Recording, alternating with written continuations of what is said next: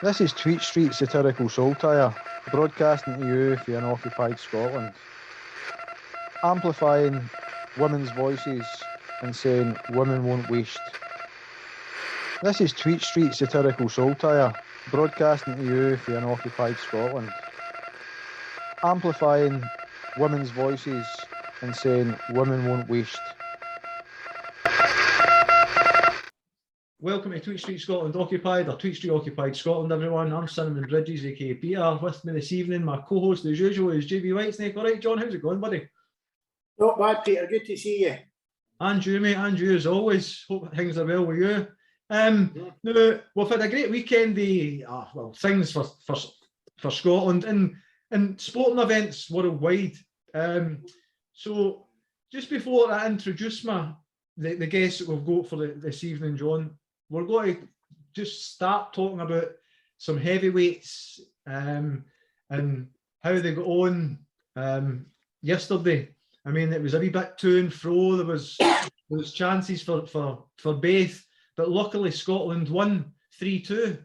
So well done to Scotland. There was also a boxing match on for any other boxing fans. Well done to Tyson Fury as well. Great performance. One of the classics that will go down as a classic. But that leads us on nicely to the classic that we've got as our guest here. We have HonourableYona, as she's known on Twitter. But to us, to friends, it's Eileen. Hi, Eileen. How you doing? Not bad. Not bad. It's really good to have you on. So it is. Well, not had my finger off the block button today. Things are really heating up on Twitter, aren't they? Aye, well, I've noticed that a wee bit myself. Twitter is quite toxic at the best of times, and most of our viewers will agree with that.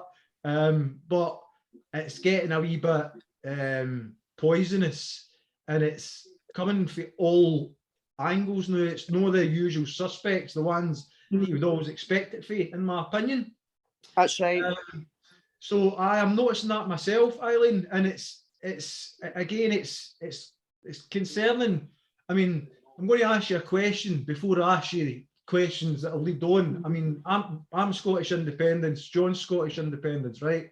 We are independent supporters. We've tried to support SNP, ALBA, ISP, any Scottish independence party that's pushing for that. Now, I don't know what your political leanings are. If you don't mind, would you vote for Scottish independence? Aye. I'm right. Absolutely for Indy. Right. So we've got this. I'm thinking, you said it was toxic. I'm thinking that there's a lot of frustration coming out with folk just now. Right. Brexit is beginning to really hit. I think we're going to have a terrible, terrible winter. Right. Yeah. There's folk have lost money for universal credit. And people that can least afford it. Right. Fuel prices have gone up. Heating's gone up. Food's up by about 25% to 30%. Yeah. And I think people are now going like that. What the hell has happened here? And it's I honestly see it getting worse. And I think Twitter is more toxic than it usually is because of people's fears. People are frightened and frustrated about what's happening and not getting any answers from ScotGov. And I mean all of them not getting any answers from them. Oh, I totally agree with that. I mean, yesterday there was a march, a Yes to march in Glasgow, an Indie march. Unfortunately, I wasn't able to attend. However, we did get some footage from it, which we'll cut through the edit thanks to Indie Live. Much appreciated, guys, for giving us permission to use some of your footage.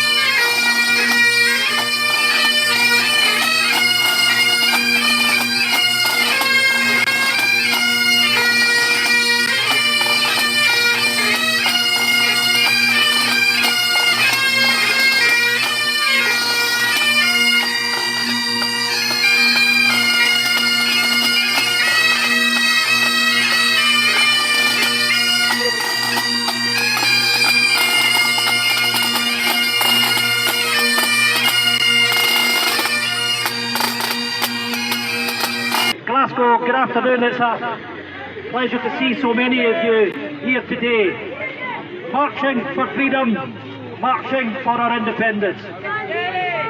Can I give you a commitment that the job that I know that the Westminster Group has to do, working with our colleagues in the Scottish Parliament, working with the SNP, but working with the wider independence movement, is to deliver on the mandate that the people of Scotland gave to the Scottish Government. That the Westminster Group has to do, working with our colleagues in the Scottish Parliament, deliver a very clear message, but working with the wider independence movement, is to deliver on the mandate that the people of Scotland gave to the Scottish Government in May of this year. But let me deliver a very clear message to Boris Johnson, because what we achieved in that election was quite dramatic. When you look at it in the terms that he would do as a Westminster MP, the SNP won 62 seats out of the 73 constituencies. And when you look at the list vote, there was a majority for independence, with 50.2% of the people of Scotland that voting for parties that had a mandate for an independence referendum. And the message to Boris Johnson is, you cannot deny democracy. You cannot deny the right of the people of Scotland to choose their own future. And friends, there's a very important principle in Scotland, and that is, it's the people that are sovereign. It is not Westminster. And that concept of the people of Scotland is enshrined in the claim of right. It is our right, on the basis of that mandate that was given by the people of Scotland to the Scottish Parliament and the Scottish Government, that we have that referendum. And I can assure you, friends, that's exactly what will be happening. Now, our First Minister, my friend Nicola Sturgeon, has been very clear that the responsibility that the government has, that she has, is to lead Scotland through that pandemic. But I can assure you that the bill for a referendum will be coming in front of the Scottish Parliament, and the First Minister has indicated that as we've dealt with that pandemic, we will be having that referendum in 2023. But the job for all of us is to win the hearts and the minds of the people of Scotland. The job for all of us is to go door to door, street to street, village to village, town to town, city to city, and to make sure that the people of Scotland are ready to cast their vote for Scotland becoming an independent country. Let's make sure that we go out and we have that debate. And it is absolutely clear to us, I know that each and every person here wants Scotland to be an independent country. But our task, our job, is to make sure that we take our country with us, a united country that recognises that Scotland's destiny is as an independent country. And let's look at the landscape, and for a second, let's go back to 2014, and we all know how we felt on the 19th of September. But there was a determination from all of us that it wasn't over. But remember what the other side said. Remember what the Unionists said to the people of Scotland. And let's be honest, the people were duped, because we were told that we were to leave the United Kingdom. We were told it was going to be a family of nations where they would be respected. And we were told, crucially, that has come to pass. We know that we have lost our route for now into Europe, and we can see the price that's been paid. Everything that we warned about. Food shortages, a shortage of drivers, is as an independent country. And I will give you this assurance. When I go back to Westminster the week after next, and the SNP Westminster Group will be meeting, and we will be discussing just exactly how we as a group work with the Yes Movement to make sure that we give the support that you need in order that we deliver the message and that we complete that journey to independence. Friends, the important thing is this is coming. We know that we have that mandate. We know that the Scottish Parliament will enact the referendum bill. The time will come for us to make sure, each and every one of us, that we win the arguments on the doorstep. Scotland will become an independent country.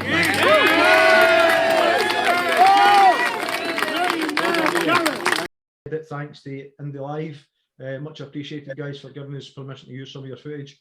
So we'll cut that through, and we've got some pictures, etc., to cut through. But there was some speakers there that seem to have caused a wee bit of what I've noticed on Twitter anyway, Eileen, and I don't know about you, John, but we'll come to that in a wee second. And there was a bit of booing when Mr. Blackford, Ian Blackford, stood up to speak, and he did, according to what I've read, he didn't really speak greatly, offering an update on an Indie Ref in 2023. But that was pretty much it, nothing new. Then there was Neil Hanvey, but there was a wee bit of what I was saying about a couple of posters that were shown in respect to Alaba versus SNP. And it's, for me, it's Indie marches. You go there, there's no party affiliation, you're there to support your country. Yes. There's no party affiliation. I can understand why there might be some frustration towards the governing party in Scotland. I totally get it. I'm frustrated myself. However, my idea, when you go to an Indie march, you're going there to support Scotland and independence. We don't get enough opportunities, and they're getting restricted even further to have that chance to protest to the people that we believe may be causing us some of the issues, prolonged issues in Scotland. I don't know about you, Eileen, would you agree on that? Yes, I think I would. And I'm really, see, because of everything that's happening, because of Brexit, right, and people's frustrations up here, I'm a wee bit suspicious now about Scottish Government saying that there's going to be like this area around about the Scottish Parliament building, right, and we're not allowed to protest outside it. That's actually quite worrying for me. I think that they're expecting trouble. Well, I think that's me just letting my thoughts out here. That's the thoughts I've had. I think they're expecting a backlash from the public. Yes. I think that, I mean, I was at the protest, and we've got an interview with Nadira Murray, who was also at the protest, the last official one at the Parliament before it became illegal. So we were there, and we protested, and we tried to be heard, or tried to make ourselves heard to the MPs as they were leaving the chamber, etc. Because we don't think it's fair. But I think it's because they're expecting trouble. I think they're expecting Brexit still to bite in its fullness. People are starting to notice it now, but there's still worse to come. John, you've mentioned it in several occasions, mate, and I've seen your posters, and we've spoken about your posters, like how close to the mark they are, how close to the bone they are, but how close to the mark they are also. What's your thoughts before we welcome up to Eileen there? Yeah, definitely. It's key. Brexit is going to be catastrophic, and it's going to have a catastrophic effect on the Scottish economy. And to be honest, the side of the Scottish government is going to look at it's going to give the enemy of the Scottish government, the Scottish independence, an opportunity to attack Scotland for things that Scotland don't have a say on. So it's going to show just how weak the Scottish Parliament is because it's not independent. All the powers that revolve around Brexit, the vast majority of them are reserved to Westminster or been taken back by Westminster. Yes. So it's going to show Scotland up to be really weak and unable to defend itself against Brexit. But the Unionists are going to try and spin that as well. Look, it's going to be even worse if you wouldn't be us. And that's not the case. We could walk back into the EU if we wanted to, and that would be the case. Another thing as well, you're talking about COP26. If a shower of agitators turn up at COP26, that will be used potentially as a weapon against Scottish independence as well. If a bunch of anarchists turn up and decide to smash up Glasgow, then they're going to try and make that reflect on an independent Scotland. It's nothing to do with an independent Scotland. You always know these COP meetings always turn up. There's always anarchists that turn up. where they're paid or Do whatever. you know what, John? See if they come, I wish they'd get a tidy up. Honestly, I have never seen Glasgow look so tatty. No, I since know, the 70s. I know we're Unbelievable. laughing here, Eileen. I agree with that sentiment. Living, I mean, originating not far from Glasgow, and driving through it, well, not necessarily through the city centre, but parts of Glasgow on the way to visit family and drop things off to family and friends, etc.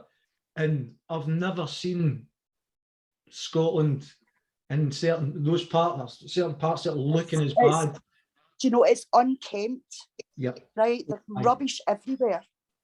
Right? I mean, I've still got grown-up children that live in Glasgow, right? And I go and see them, and you know, I hadn't been up, as you know, I stayed down the West Coast, and I hadn't been up for a wee while kind of thing. And I was up a few days ago, and I kind of looked and I thought, dear God, what's been happening here? Right? And you're meant to have, I think the Pope's coming and all sorts of people are coming to this COP, 26 kind of thing, and the place is a state. It's embarrassing when you're proud of your country for all different reasons. These wee things become an embarrassment because they don't have to be like that. Maybe what they'll do, Peter, maybe what they'll do, no, they'll clean up the routes, right? I remember back in 1969, I stayed in Royston, and Lizzie Windsor was coming up to open up the new Glasgow Fruit Market, right? And what they did in the route was they gave people curtains, right? New curtains all up Royston Road, because I was at school, in Royston Road. I was about 9 years old or something like that. And we were all told to go down and wave at the Queen and everything. But they gave people curtains, and she was coming up High Street in the car as well, and that was getting redeveloped. So maybe they'll do that. Maybe what they'll do is, the route where it'll be a motorcade and they're all coming in kind of thing, and they'll clean up those bits. But if folk go out at night time and have a look about, it's shocking. It's no something to be proud of. It's one of these things that you can ever go, that doesn't need to be like that. Why is it like that? Right. Well, let's move on, because when we kind of confirmed that you were going to be coming on the podcast, Eileen, you were asking what we were going to speak about, and as is normal, the guests come on here, we want them up to what would you like to speak about? Now, there's certain things that you've mentioned to us. We've covered in an aspect on previous episodes, but we're only too happy to listen to what you've got to say on it, because these things they need to be spoke about more. Right. So you can put it better than me. See, just today, I was going through Twitter feed and things like that, and I've decided I'm not taking lectures for anybody about this, right? Sex and relationships education. I am not taking lectures from these people, right? Not with what they've been doing, not with what they've been doing in secret. Now, do you know that Shirley Ann Somerville, what her job was last year was she was a cabinet secretary for older people and social security. Now, she got the brief to take over PIP and ESA, and she handed it back. And she was also meant to be looking after older people, and 10,000 people died. 10,000 people died in Scotland, with COVID. And instead of doing her job, right, I showed you the letters, guys, right, on the 1st of April, right, 2020, she had written to 6 lobbyist groups, dear colleagues. Now, that's a no-no for a start. She's the cabinet secretary. There's meant to be some space between her. Like, would you get somebody who's in charge with fuel or heating and things like that right into the oil industry? Right? Or you're referring to? That's the one, yep. And it's that page and the other page. Right, now you'll see the groups that she's writing to are dear colleagues. Right, she should not be right. They don't work with her. Right, they're lobbyists. Right, there's Stonewall, there's LGBT. Right, there's Engender, there's the Scottish Trans Alliance. right, and the rest job 6 groups, right?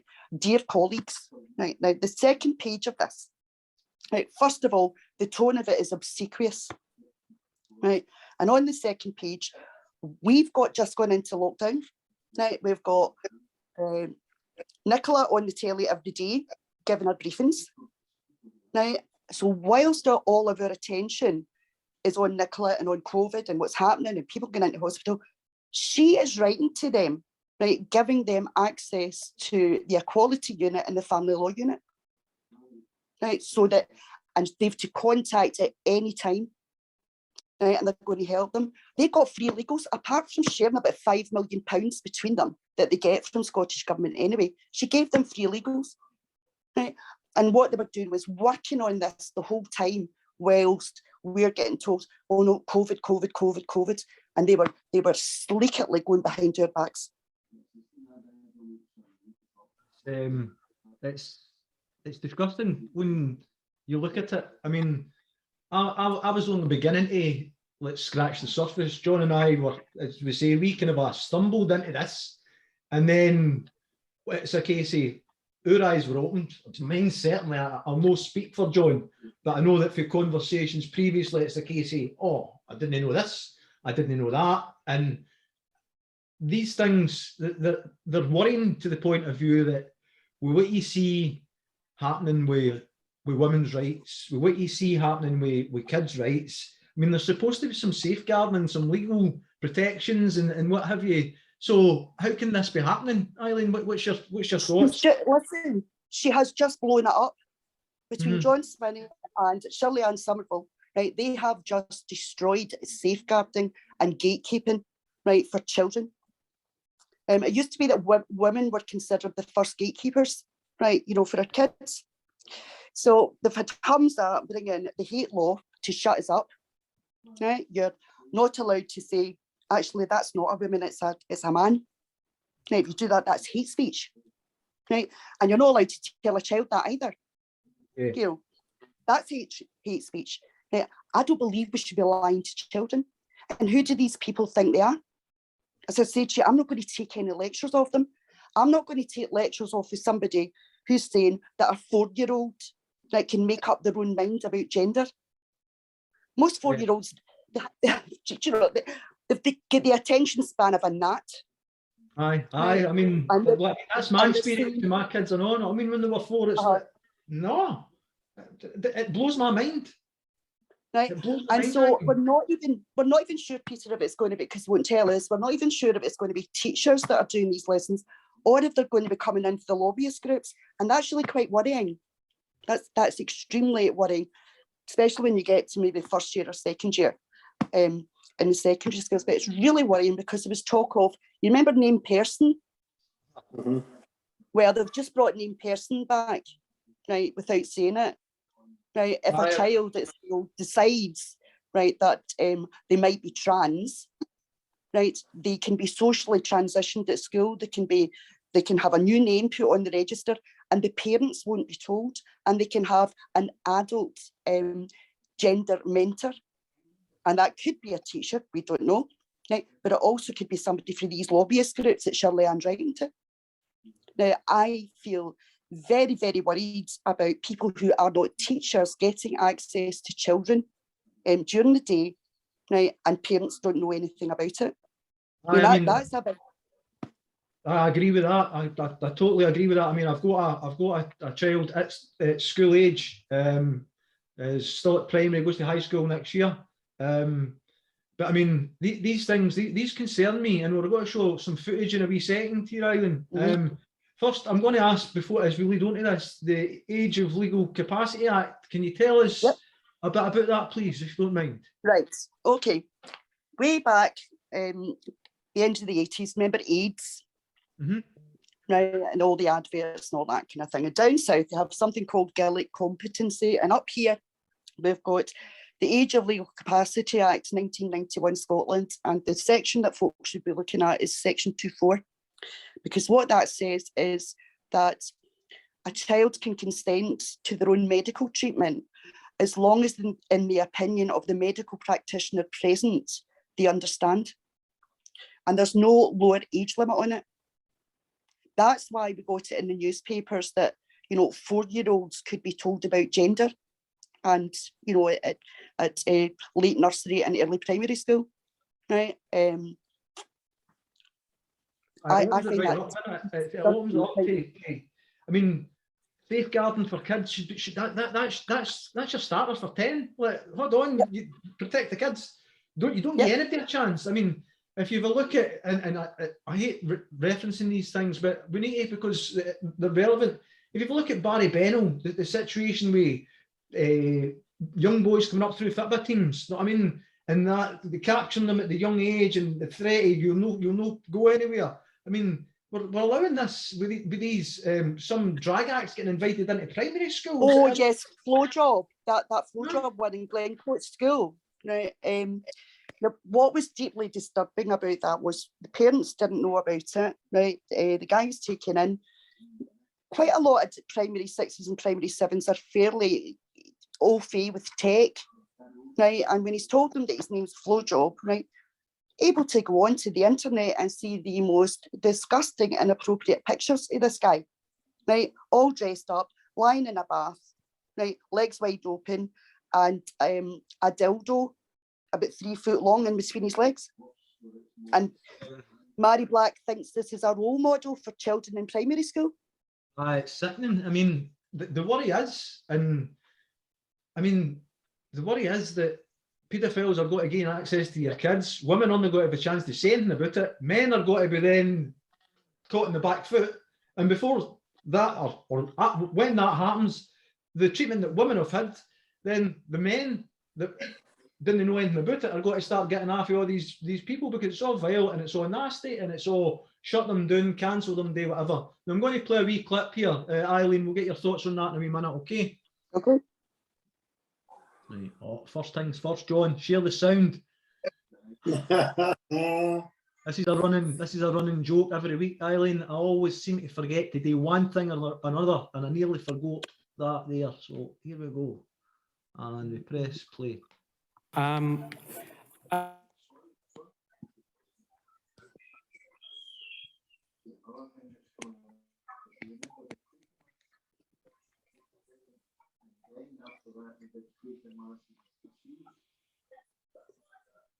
For any child, let alone all children.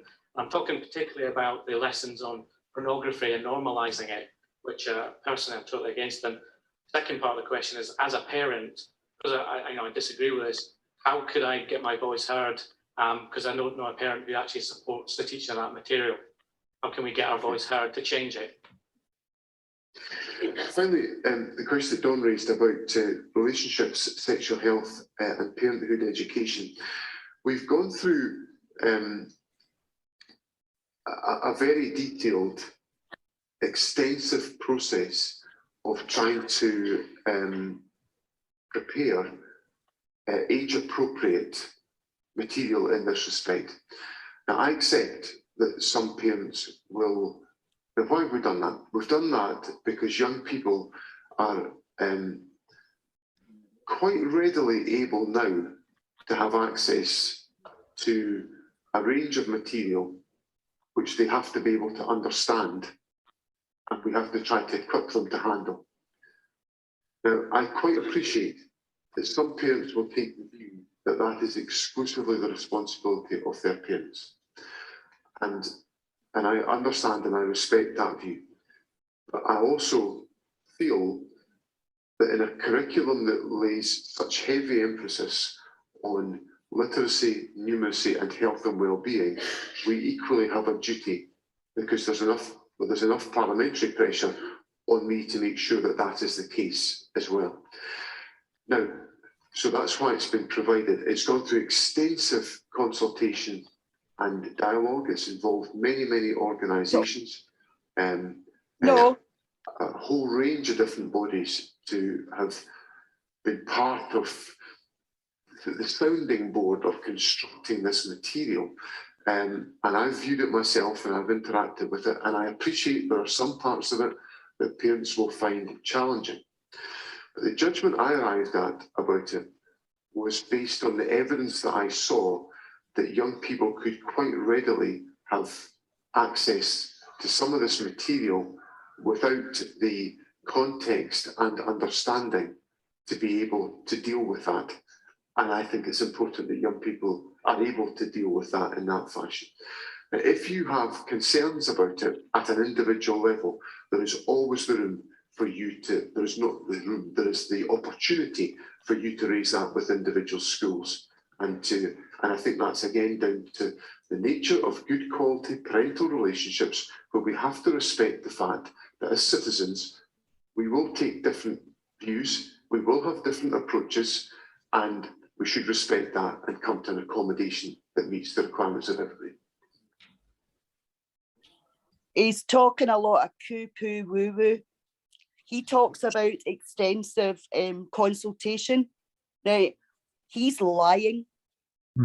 Right, what they did was they had 200 meetings with LGBT youth, Stonewall youth, Engender, Scottish Trans Alliance. Now, these are groups for adults, right? And I think there was 2 parents there from the Parents Forum and not one women's group.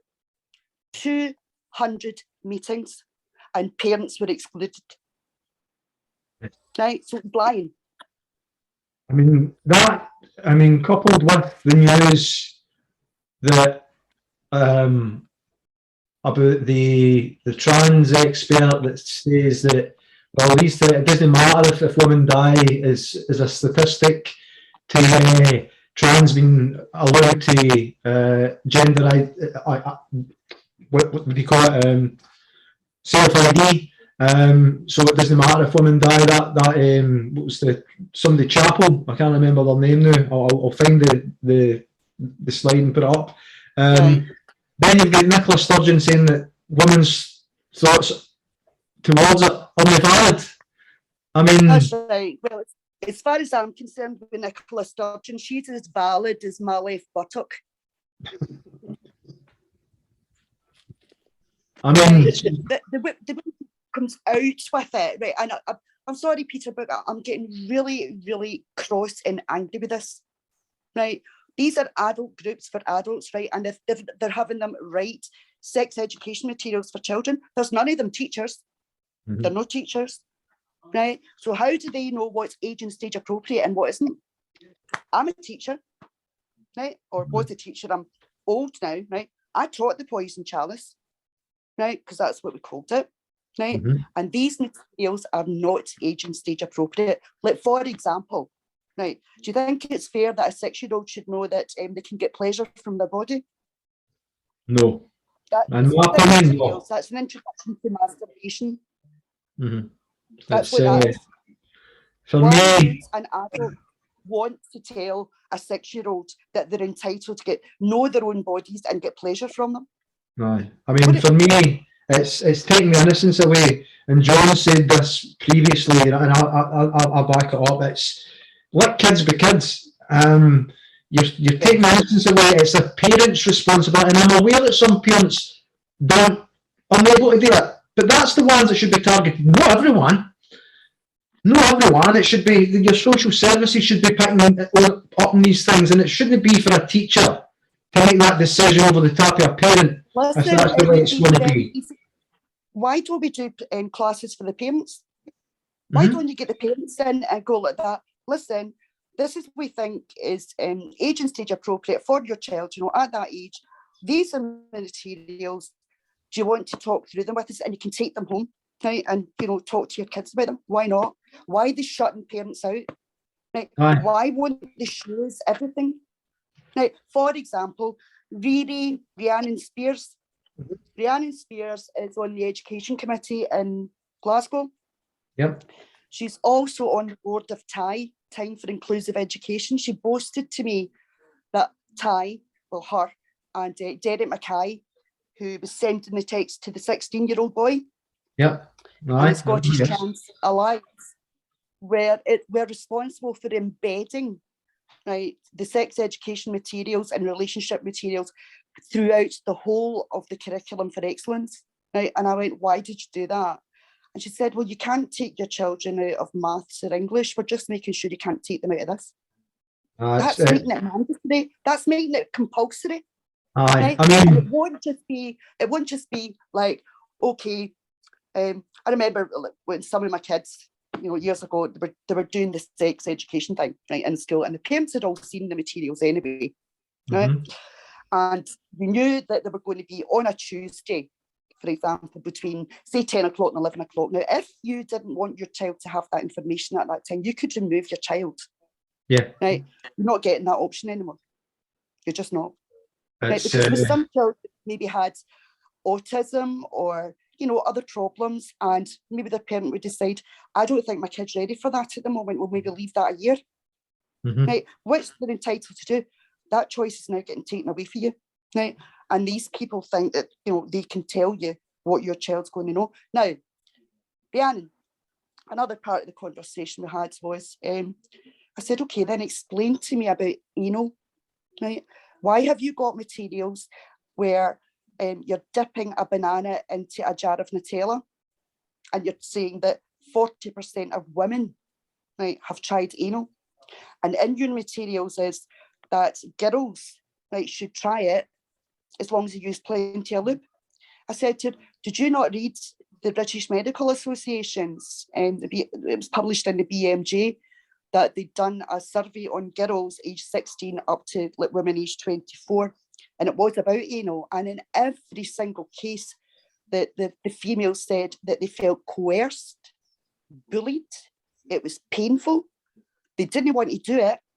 Right now, if you've got a teacher or a tutor in a school saying, well, you can try this, right, what are they going to think? For me, it's advertised as that's what you're to do. Rather than it's a case of letting somebody make a choice for themselves. And I'm all for each person doing whatever they enjoy, and consenting adults and everything else. But for kids and to be dragging them through this at that age, it's putting pressure that they don't need to be under. I was gobsmacked, right? Because we were talking about, 14-year-old girls getting to hear about this. And she went like that. She says, there's quite a lot of girls using anal as a method of contraception. I said, have you lost your mind? Right? I said, what about seepage? And she said, what do you mean? I said, well, if you're going to use that part of the body, I said, it's not meant to be in there. I said, and you get seepage from the bowel, and because of biologically the way girls' bodies are, that seepage can get into the vagina, up into the fallopian tubes, and can block, there'll be an infection that will block the fallopian tubes. And when they want to have a baby, they might find that that actually they need an assisted pregnancy because they've ended up with pelvic inflammatory disease or something else. And I said to her, and I was talking about the medical dangers of it, right? And she says I was a homophobe. That's it. It seems to be you get shut down. You can't discuss it. You can't investigate. You can't find anything out. You get shut down. And that's the accusation. Now, what we're going to do. Stephen, she called me a homophobe. Do you know what my answer to that is? What's that? Right. Now, we'll not be rasping. Right. So what we're going to do here is we're just going to share a wee bit of footage. Pretty much what Eileen was speaking about there. That's amateur that you're kind of like experiencing every week, Eileen, all right? So, and I don't even edit it out because we're just normal folk trying to do something for Scottish independence or for Scotland, Scotland in general, you know what I mean? So, if they let folks see that we're no professional, we just try our best. Right, here we go. Thank you very much. Just before I ask my question, I'd just say to Mr. Sweeney, I think you've been put on the spot with a few individual cases today, which I think is a very difficult position for you, and I think you've handled that very sensitively. Anyway, moving on to my question, is following on from the previous question about the sex education resources, and I think your answer didn't actually face up to the content of the RSHP resources. And just to go through a few of the things very, very quickly. Right at the beginning of primary school, teaching that sex is assigned at birth and gender is a subjective factor. I think that's a very dangerous and confusing message for young people, and yet that's what's delivered to all children in Scottish schools. The sex education materials, I'm sorry to have to talk about these things, but this is what is being taught in schools. Masturbation is positively promoted in schools. In high schools, licking the anus is... Remember that we are going live out here. This is okay, if this... This is what's being taught in schools. If this is not suitable to talk about with a group of adults, how can it possibly be suitable? Right, you go, Eileen. Right, now you notice what happened. This is a meeting that's been organised by the Parents Forum, and they've got John Swinney. And John Swinney, this was like last year when he was looking after it, you know, education. It's now back to our Shirley Ann, right, who in 2019 promised Dundee Pride that GRA would be going ahead, self-ID would be going ahead, the education would be going ahead. And I don't know how she could actually do that and promise that when the consultation hadn't even been finished. And that's what she did. Now, Parents Forum, that's their pet ones, right? And this guy here is Richard Lucas, school teacher, right, knows what he's talking about, and he's challenged them on the terms that they're using, things like rimming, licking the anus, right, anal sex kind of thing. And immediately these parents, you know, the Parents Forum are going, oh, you can't talk about that in here. This is going live, people will see it. Right, and he quite rightly says, right, but you want to tell this to your kids? You're saying that this is not appropriate for adults and parents to hear, but you want to tell that to 13 and 14-year-old children? It's I mean, it's concerning as I say, as a parent of a school-aged kid.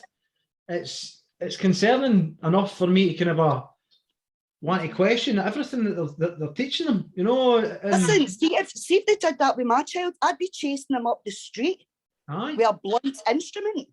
Aye. Well, let's run this on a wee bit here, Eileen, and then we'll get your comments on the next wee part then, all right?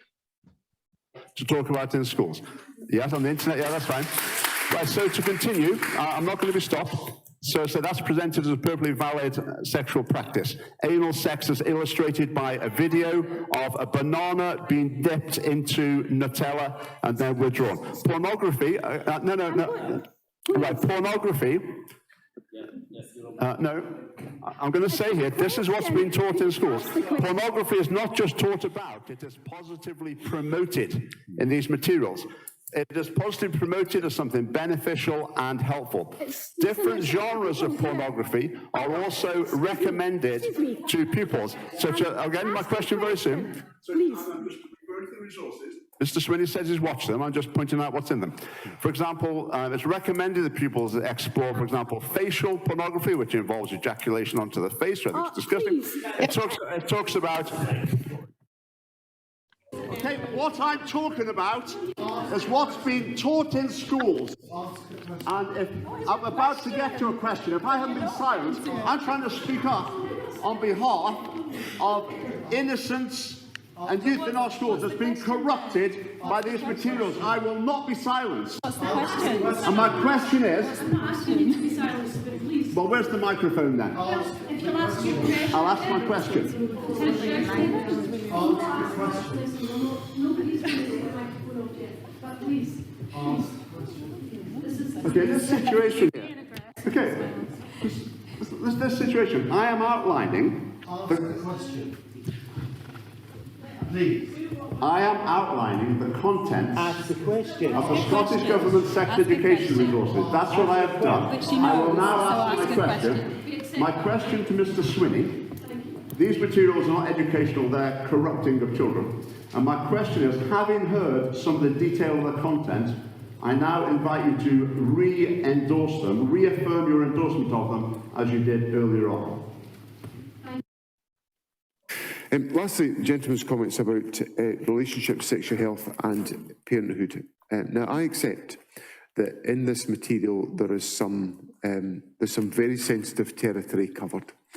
And that's why I answered the gentleman's question in the fashion that I did, that I appreciate there will be a range of views about whether this is appropriate material to be undertaken.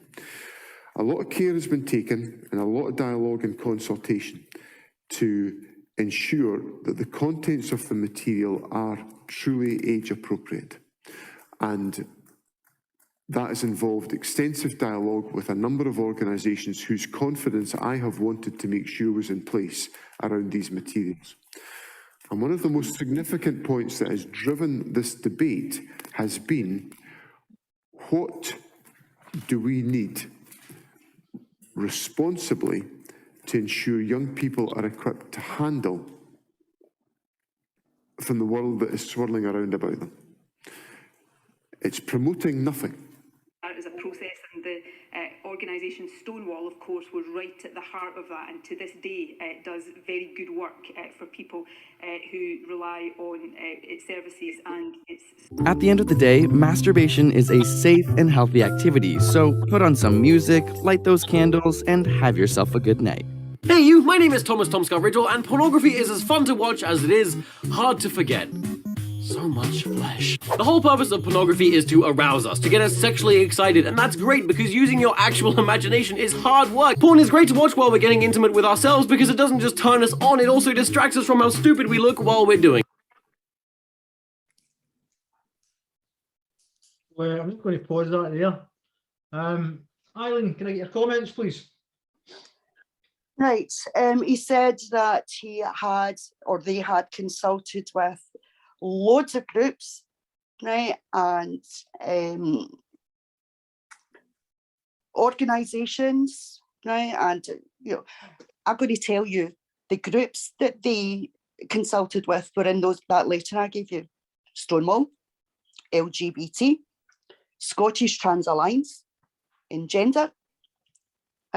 That's the groups that they consulted with, and Time for Inclusive Education.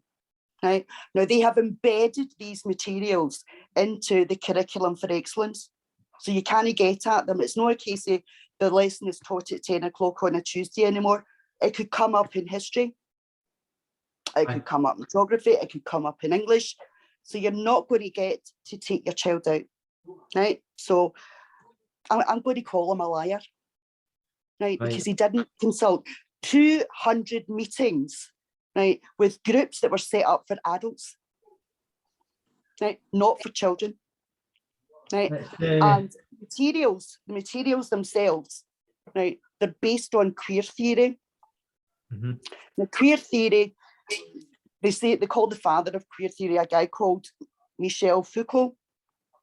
Right, it's French, and what Michel liked to do was rape children in North Africa, Morocco and things like that, Algeria. He'd walk about, he'd throw money at them, and these kids were just so poor, you know, like 7, 8, 9, 10 years of age, right? And he'd throw money at them and he would rape them, right? Another one was Judith Butler, right? She's into queer theory as well, right? And she doesn't think that there should be a lower age. Neither did Mr. Foucault. And there was another lady who said that paedophilia, right, was just like having a preference for spicy food. Now that is what they've based this on, right? And the University of Sunderland's Gender Studies Department, right? That is what these sex education materials are based on, queer theory. Right? And they think that this kind of stuff is all right for our kids. No, Me personally, no, I don't think so. It's very sickening to think. Yeah, as I say, when we go back to the fact that some of us have got kids at school still, and it's worrying. Peter, the thing is as well, 70%, right, of kids under the age of 16 are not having sex. 70% of them, right? I feel that this is incitement, because you saw the guy, you know, was going like that. Masturbation's fun. Right? Well, it's like inciting them on, you know, and the thing with the banana and the Nutella. I'm just going to run this on for another wee bit, just so that we get to that, just because I've got that here, and it's just to confirm that this is all part of the information that John Swinney was affirming that he doesn't see any problem with. All right, no problem with it. Aye. So here we go. If you want to see more than straight white people getting it on, you might have to be a little more specific. There are plenty of types of porn, including but not limited to softcore, hardcore, lesbian, thespian, interracial, facial, and only 40% of women have tried anal.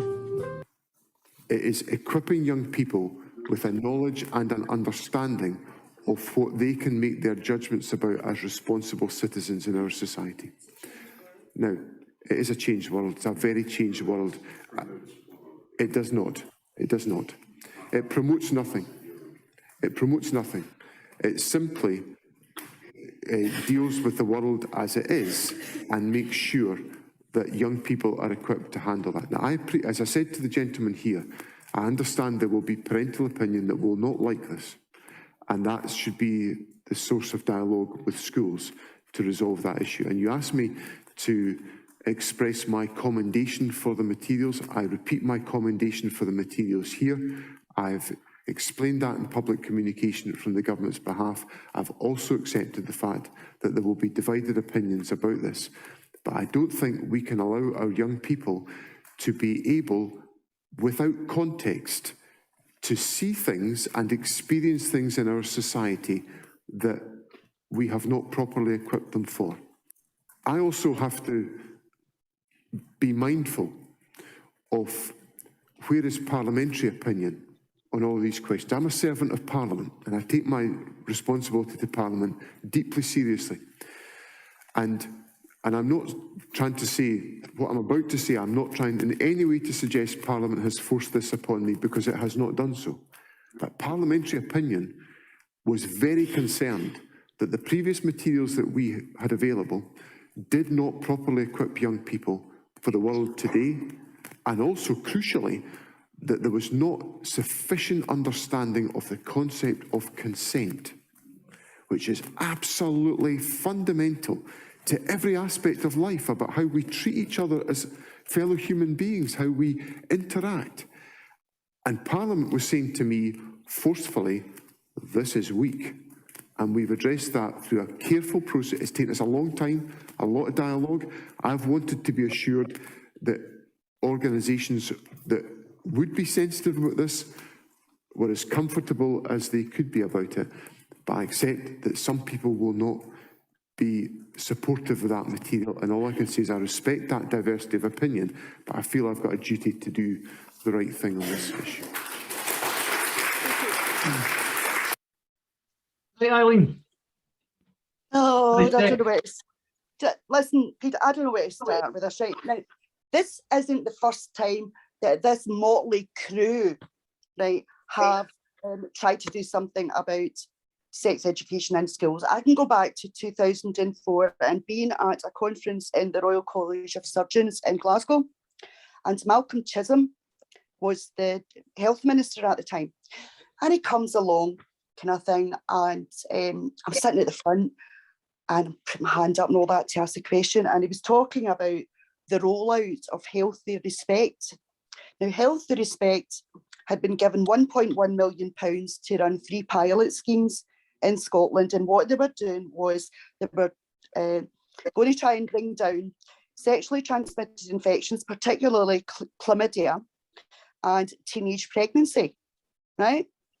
Now, in their pilots, the 3 pilots which were in Lothian, and bearing in mind they got £1.1 million, I said to Mr. Chisholm, I said, you say you're going to roll it out, throughout Scotland.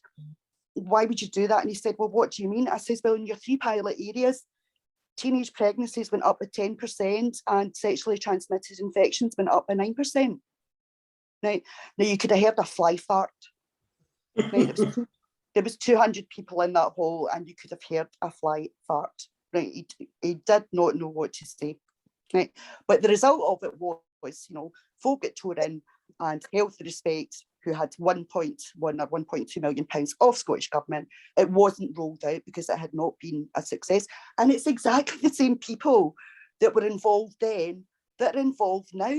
And they've just gone worse right now. As I said to you, 70% right, of children under the age of 16 are not sexually active. They're not. Right? And we've got all these LGBT clubs, right? And in schools, right? And they said that they had to be in to challenge homophobia in schools, homophobic bullying. Scottish Government's own figures and own statistics say that 47% of children experience bullying in school, but only 7% of them say that it's been due to homophobia, right?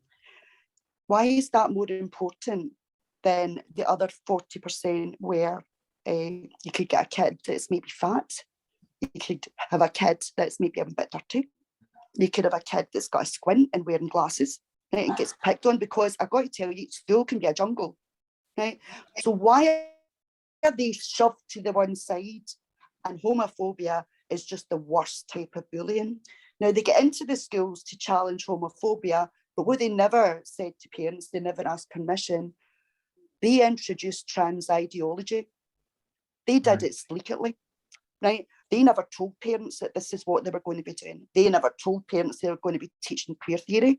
They never told parents they were going to be saying to kids that, they could change gender. Now, kids really don't know what that means, right? A kid will think that they can change sex. Aye. They should not, right? The man, he's a head case. Right? And as I said to you at the beginning, I am not going to take any lectures for these people. I won't. Shirley Ann, you're going to lose your seat next time. Right? And the same with Miss Sturgeon. She's going to lose hers because these people are culpable with this. And what it is corrupting the young. I mean, they're taking on 52% of the population with the GRA. They're introducing these, as you say, queer theory and all of these things into schools. It's a worrying time for Scotland. We're attached to a union that's bastardising, there's no other way to put it. It's bastardising. It's using every resource that we've got. We've got a First Minister who isn't looking after the country, in my opinion. She's allowing this to get worse for the people that vote for her. And she's a misogynist. Nobody wants to see Scotland no independent. We want to see Scotland independent. I mean, you've got to be kind of like this. I've got time on my side. Well, I don't agree with that either. John, what's your thoughts? What's that tattoo? Has she got a tattoo of time on her side? John, what's your thoughts on that, mate? Certainly, it's horrifying what you're actually saying there, and you've alluded to an important fact. When Nicola Sturgeon was challenged about it, she actually said that she was going to make some sort of announcement in the springtime about what was the way ahead for Scottish independence. Not hold my breath on that, but the comment she made about believing she's righteousness on her side and she's time on her side. A lot of people reacted to that comment about time, because Aileen rightly said a lot of people are really fed up, and a lot of these people, independent supporters, are fed up because nothing's happening. And when people get apathetic and dejected, they tend to lose interest in it. And that's the risk that she runs. And by saying that she's got time on her side, she's fooling herself, but she's not fooling anyone else. She doesn't have time on her side. No, Eileen. No, I'm hearing that there's going to be a power grab, right? London's after water, they're after, right? And roads, everything, they're going to be bypassing the Scottish Parliament. Dougie Ross has said it, they're going to do isn't a problem with bypassing the Scottish Parliament. And I should have seen on Twitter today, they're going to upgrade a load of roads in the borders and running it. Where Conservatives are strong, funny enough. So they're going to spend money bypassing the Scottish Parliament, probably take it off the Scottish budget and spend it in Tory support in the areas, the few that there are in the borders. So that, of course they will. Now, it's, see if she can't do the job right. Beat it. I have absolutely had enough of this, right? I've had enough of children being corrupted, right? I've had enough of these inappropriate materials. She's not going to shut me up with a hate law, right? Because as I said to you, I am not going to be told if I'm out with a grandchild, right, and they say to me, is that a man? I'm going like, yes, that is a man, right? I'm not going to get told that I have to tell a small child not to believe the evidence in their own eyes. Right? They might. I don't care. Listen, see, for adults, see, they want to dress up, put a dress on, lipstick and all that. Right? I don't care.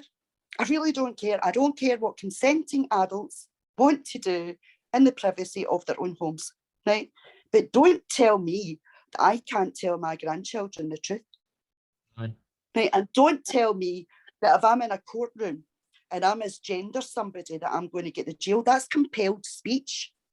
And when you couple, when you couple that up, Eileen, with the fact that, as we'd mentioned earlier on, the 4-year-olds, there's a potential for 4-year-olds to decide on their own gender, and the parent doesn't have a right to know about it.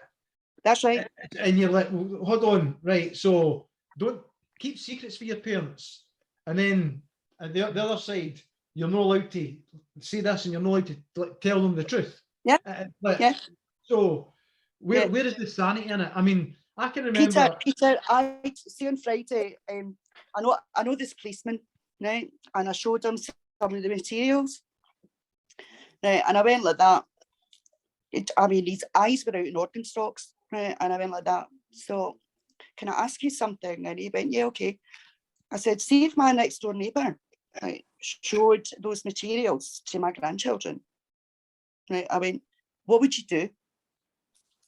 He says, I'd be down here with a riot van. He says, and I'd be arresting them for grooming. I was a police officer. So what's the difference with these materials getting taught in a school? What's the difference? Why are they not getting arrested? And what Scottish Government has been really, really, really sleek at, right? Shirley Ann was told to withdraw them in November 2019. She didn't, right? It's the same ones, right? And I've lost my thread now. Sorry, I'm going to see. Right.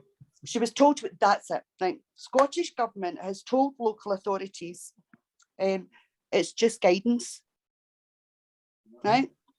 The local authorities, and have also told the head teachers in the schools, well, it's just guidance.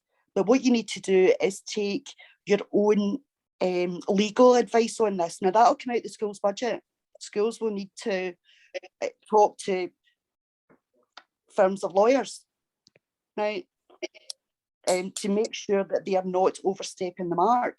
Right. So what Scottish Government, what Nicola and John and Shirley Ann has done is nothing to do with me, Gov. Right, here's the materials, they're only guidance. But if you teach them and a parent, complains about it, that's your fault. You're on your diddly own. Right, and it's the same with the local authorities. They have put it on to the head teachers and the teachers. Right. Hang them out to dry. Now, what if something happens to a child?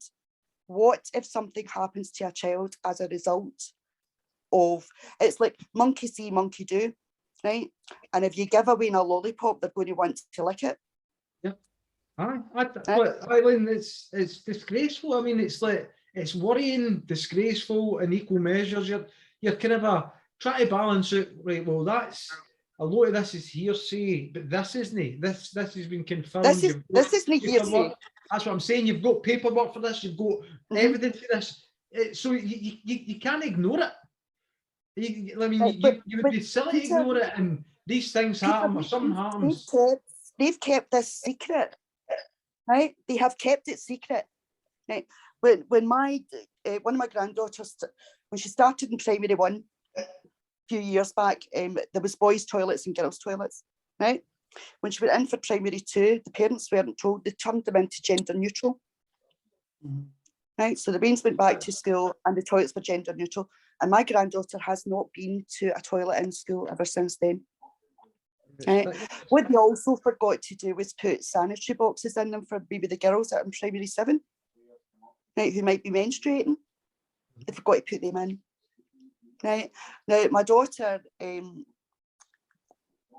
went to, she wanted a meeting, and, she'd been talking to some other parents with the idea that they could get a meeting with the head teacher and all that. No, you don't get a meeting with the head teacher. Right, what you get is a gang up.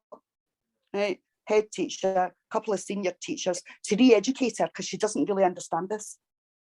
You know, she doesn't understand it. I mean, this is about, we've got to be nice and we've got to be kind, right?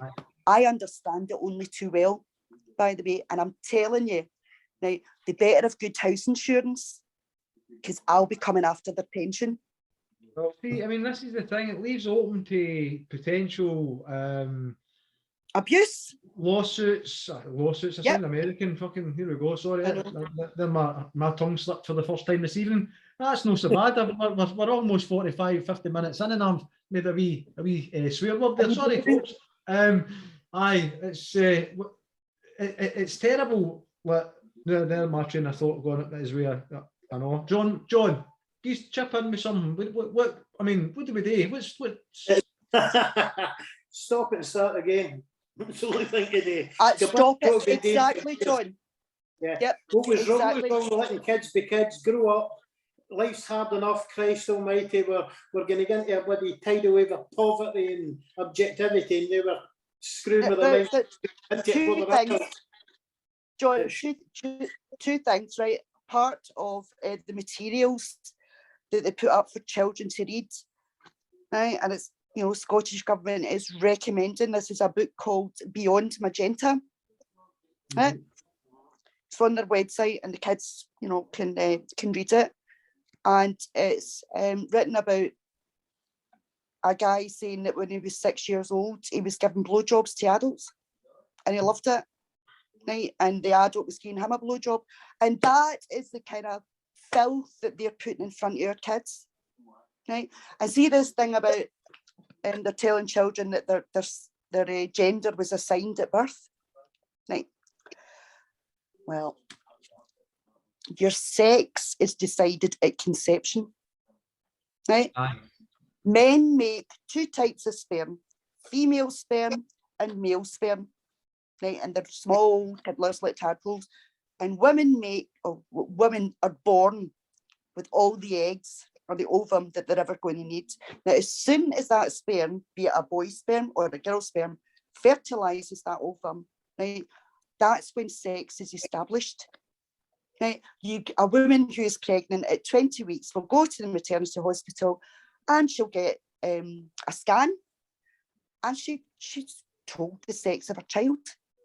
Right? So she's told you're having a boy or you're having a girl 20 weeks into the pregnancy. Right?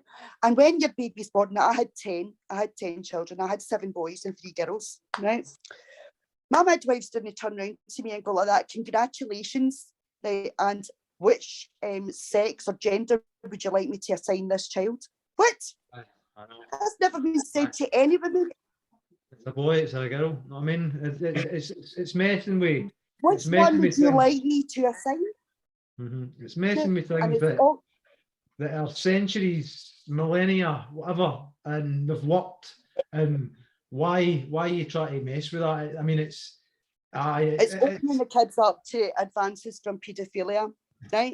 If they have had 7 years of this education, this queer theory in primary school, they will be open to anything by the time they get to secondary school with trans ideology.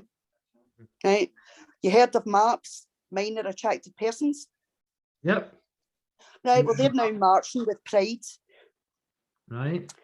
They've got a symbol that they wear, it's like a triangle that's squished. Right, and that's how they, you see that? Symbols, there's quite alarming, some of the symbols that you see when it describes, they're very descriptive.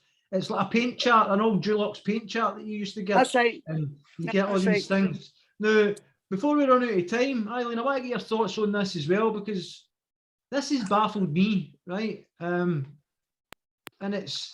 these are the panel who are going to decide whether a woman has a right to refuse to identify somebody who may have raped her as a female if that person so desires. But I don't know, there's like 5 guys here. Yeah, it's 5 guys, right? And I would say that this isn't going to go the way that women want it to go. It won't. I mean, right? Because listen, there is so much money in this, right? We have Mradul, right, who came to, he runs, right, and I'm going to say he, because he doesn't have a gender recognition certificate, and he runs the rape centre, the Edinburgh Rape Centre. They put a guy in charge of it because he said he's a woman. Right, but he doesn't have. Is that having to tell people, the women, to reframe their traumas? That's him. He says reframe your trauma, right? And they put a guy in charge of it, right? That's like putting the fox in the hen house. I mean, we've spoken about this before on a couple of occasions, and it's. Do you know what? A picture turned up. I mean, from a man's point of view, it's as if what I've seen, they're gaslighting women, and they are gaslighting. The fact that there's men deciding on something that's intimate, and when I say intimate, I don't mean it in the no, I know what you mean. It's intimate to a woman's situation. You know what I mean? A terrible situation that a woman would be going through. She's been beaten up. She's been traumatized, right? Everything is reframe your trauma. Really? I mean, did you see Twitter a couple of days ago? A picture turned up, right? And it was Nicola with Majul for 12 years ago. Yeah, I mean, I never knew Nicola knew Majul 12 years ago. Well, this is another one that you've got all these things that are creeping up in the background. Talking about things creeping up in the background, we can't leave without doing a bit of Tory bashing, right, Eileen? It's what we do here, right? I'm up for that. Market economy. And let me come now to the punchline of my sermon on the vaccine. It was not the government that made the wonder drug. It wasn't brewed in the alembics of the Department of Health. It was, and of course it was Oxford University, but it was the private sector that made it possible. Behind those vaccines are companies and shareholders and, yes, bankers. You need deep pools of liquidity that are to be found in the City of London. It was capitalism that ensured we had a vaccine in less than a year. And the answer, therefore, is not to attack the wealth creators, it's to encourage them, because they are responsible for the aggregate increase in the country's wealth that enables us to make those Pareto improvements and to level up everywhere. And to rub home my point, it is not just that vaccination has saved more than 120,000 lives. Vaccination has allowed us to meet like this and blessed us with such rapid growth, with wages rising fastest for those on lowest incomes. And that is levelling up in action. These vaccines have ensured that by a simple vowel mutation, jabs, jabs, jabs become jobs, jobs, jobs. The world's most effective vaccines have saved our open society and free market economy, and it is our open society and free market economy that have produced the world's most effective vaccines. And that is the symmetry and the lesson of the COVID vaccine. The 37 billion on a track and trace that doesn't work, and we don't know who get paid the money. I mean, check the Nick here.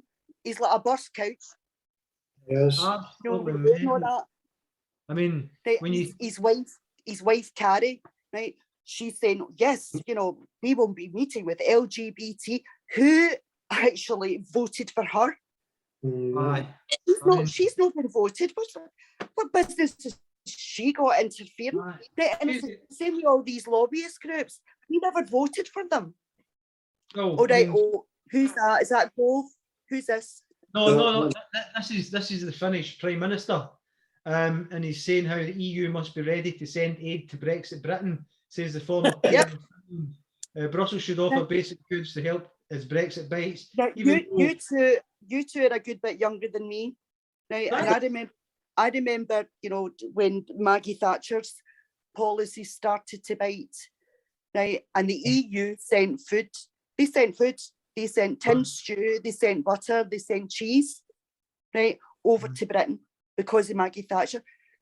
I wouldn't be surprised if people die of hunger in this country again because of it. It's a sad note to leave it on, but we're going to have to leave it there because we're running right out of time here, Eileen. So I want, on behalf of Tweet Street, say thank you very much for coming on. For myself, JB, I say thank you and good night. Yeah, nice to get your input, Elaine. I really appreciate what you said. Thank you very much. Thanks very much, guys. Right, and I'm just hoping that it's, you know, this message gets out to as many parents as possible. Right? Well, at time, you know, they were phoning up the schools and going like that. Excuse me, want a word. We want meetings. Well, hopefully it does get the message out. Share it on Twitter.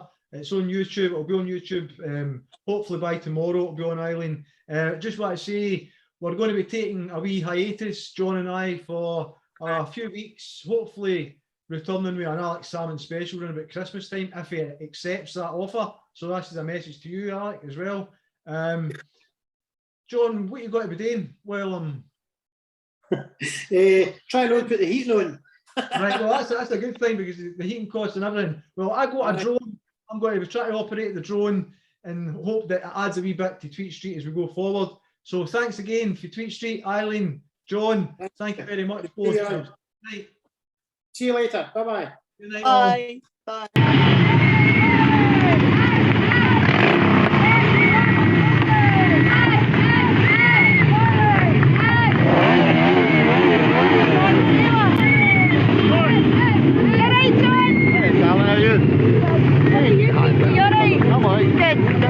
See you after. That's John Taylor, the guy who's in charge of the bikers. So I'm just going to stand here and get everybody in, okay? Well, I don't want to miss anybody talking up here, so just bear with me. Just going to turn this round.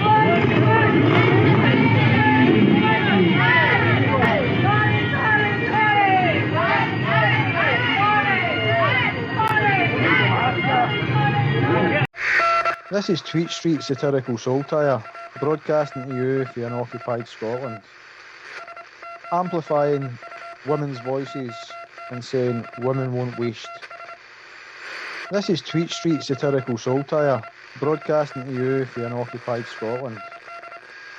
Amplifying women's voices and saying women won't waste.